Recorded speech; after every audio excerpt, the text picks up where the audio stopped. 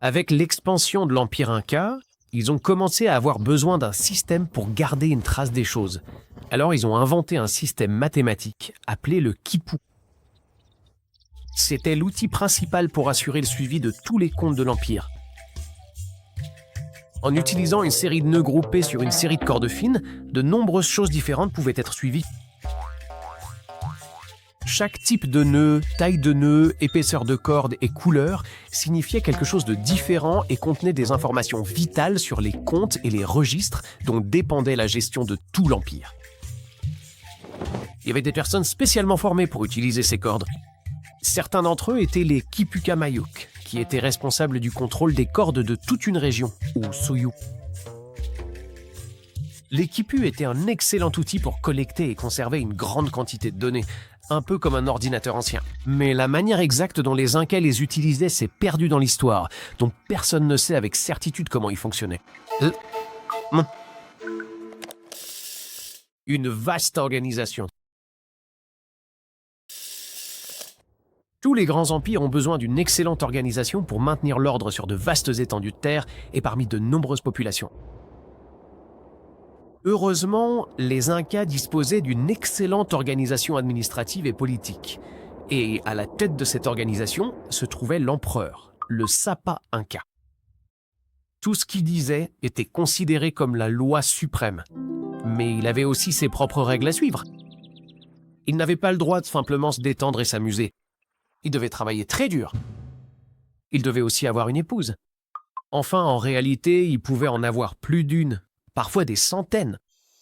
Mais il y avait toujours une épouse principale, qui était considérée comme sacrée et vénérée en tant que fille de la lune. La plus grande réussite des Incas a été de parvenir à fournir de la nourriture et du travail à chaque habitant de l'Empire. En fait, la pauvreté n'existait pas dans l'Empire Inca. Bien sûr, l'empereur et la noblesse avaient de nombreux luxes, mais personne dans l'Empire ne souffrait de la faim, et tout le monde avait des vêtements à porter. Les Incas avaient 3 lois fondamentales que tout le monde devait respecter. Ne pas voler, ne pas mentir et ne pas être paresseux. Hé, tu dors au travail ? Je fermais juste les yeux un instant. Une vaste organisation. L'Aïlou, ou clan familial, était l'unité de base de la société Inca. Plus une famille avait d'enfants, plus elle contrôlait de terre. Ce qui était logique, car la famille avait plus de bouches à nourrir. Tout le travail était partagé par les membres de la famille, et chaque famille recevait suffisamment de nourriture et de vêtements pour que tout le monde puisse être heureux. Architecture. Les compétences et les capacités des bâtisseurs incas étaient incroyables, et leur technique continue d'étonner les ingénieurs aujourd'hui. Les Incas prenaient des pierres géantes et les assemblaient les unes sur les autres sans utiliser aucun type de ciment. Non, j'ai dit sans ciment. Elles étaient si bien ajustées qu'on ne pouvait même pas glisser une feuille de papier dans les interstices entre les pierres. Un exemple de l'architecture audacieuse des Incas est l'incroyable cité du Machu Picchu, qui a été construite au sommet d'une montagne à plus de 2 km d'altitude. La manière dont elle a été construite dans un endroit si difficile d'accès reste un mystère à ce jour, car elle comporte des blocs de pierre de plus de 7 mètres de haut, tous assemblés avec une précision étonnante.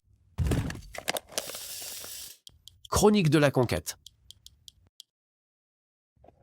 Les Incas transmettaient leur histoire de personne à personne. Comme les Incas n'avaient rien écrit, tout ce que nous savons d'eux aujourd'hui provient des historiens espagnols venus pendant la conquête espagnole, les chroniqueurs. Selama a raison. Les chroniqueurs ont laissé des textes écrits et des dessins qui montrent les coutumes de l'Empire Inca.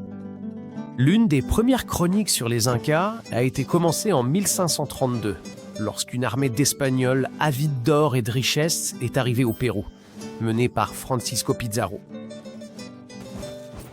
Nous allons tout conquérir et garder tout l'or pour nous. Il y avait beaucoup de chroniqueurs, mais l'un des plus importants était Felipe Guamán Poma d'Ayala. Ce chroniqueur affirmait être le fils et le petit-fils de chefs nobles très proches des Incas. Ce qui est incroyable, c'est que sa chronique n'a été découverte qu'en 1908. Elle a été retrouvée, avec d'autres parchemins, à la bibliothèque de Copenhague, au Danemark. Et comment ce livre a fini au Danemark, à des milliers de kilomètres du Pérou et près de 400 ans plus tard, reste un mystère. Mais grâce à ce volume de 1179 pages et à une quantité énorme de dessins, nous en savons désormais beaucoup plus sur les coutumes et la culture de cette civilisation incroyable, l'Empire Inca.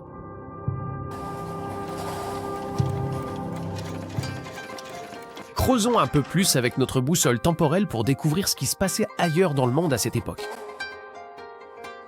À l'époque où Francisco Pizarro était en route pour conquérir l'Empire Inca, que se passait-il à l'autre bout du monde, au Japon ?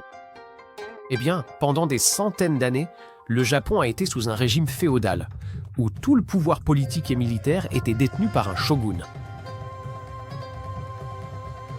Mais en 1543, seulement 10 ans après que Francisco Pizarro a conquis les Incas, un bébé nommé Tokugawa Ieyasu est né au Japon. Il allait former une armée invincible de guerriers samouraïs pour devenir la personne la plus puissante de tout le Japon. Un bébé a fait tout ça? Eh bien non, il a grandi d'abord. Mais en grandissant, Ieyasu a dû surmonter de nombreuses épreuves. À l'âge de 7 ans, il a été capturé par une famille rivale. Pendant ces 10 années de captivité, Ieyasu a demandé à être formé en tant que guerrier samouraï. À 17 ans, il fut libéré et retourna chez lui pour former une armée de guerriers qui deviendrait la plus puissante de tout le Japon.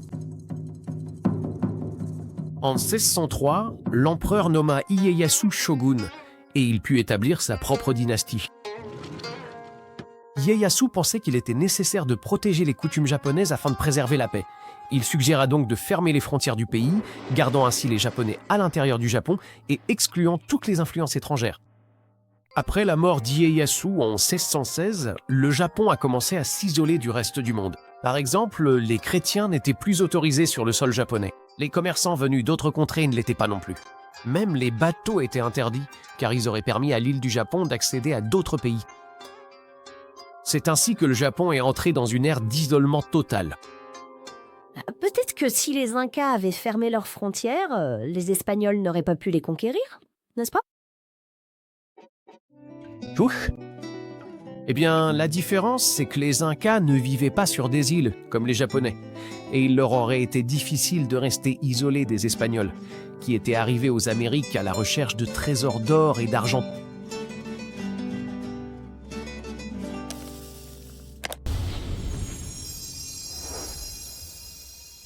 Et n'oubliez pas, tout est fascinant quand on a soif d'apprendre.